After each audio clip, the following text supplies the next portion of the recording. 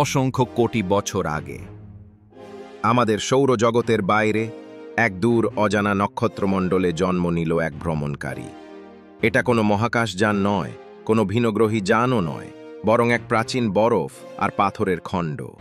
আজ সেই ভ্রমণকারী 3I অ্যাটলাস অবিশ্বাস্য গতিতে ছুটে চলেছে আমাদের আকাশের পথে, আর তার বুকের ভেতর লুকিয়ে আছে এমন সব রহস্য যা হয়তো আমাদের সূর্যের থেকেও পুরনো।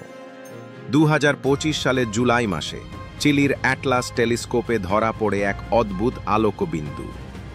গতি এতটাই দ্রুত, এতটাই অস্বাভাবিক, যা কোনোভাবেই আমাদের সৌরজগতের অংশ হতে পারে না। এর কক্ষপথ ছিল হাইপারবোলিক, মানে সূর্যকে প্রদক্ষিণ করছে না, বরং কেবল অতিক্রম করে চলে যাচ্ছে। এভাবেই 3I অ্যাটলাস হয়ে উঠল ইতিহাসের তৃতীয় আন্তঃনাক্ষত্রিক ভিজিটর ওumuamua আর বরিশভের পরে। শুরুর দিকে মনে হয়েছিল এটা স্রেফ আরেকটা ধূমকেতু, কিন্তু হাবল আর জেমস ওয়েব টেলিস্কোপে দেখা গেল ভিন্ন ছবি।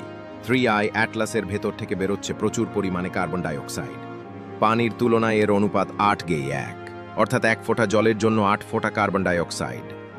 আমাদের সৌরজগতের কোনো ধূমকেতুতেই এত অস্বাভাবিক রাসায়নিক গঠন দেখা যায়নি। এত অদ্ভুত ধূমকেতুর জন্ম কোথায়? বিজ্ঞানীরা বলছেন এর রাসায়নিক গঠন প্রমাণ করে এটা এসেছে মিল্কি ওয়ের থিক ডিস্ক অঞ্চল থেকে, যেখানে গ্যালাক্সির সবচেয়ে পুরনো নক্ষত্রেরা জ্বলজ্বল করে। আর এর মানে 3I অ্যাটলাস হয়তো আমাদের সূর্যের থেকেও পুরনো, বয়স 3 থেকে 14 বিলিয়ন বছরের মধ্যে। ভাবত, কোটি কোটি বছর ধরে মহাকাশে ঘুরে বেড়ানো এই বরফখণ্ড আজ এসে পড়েছে আমাদের দৃষ্টিসীমায়।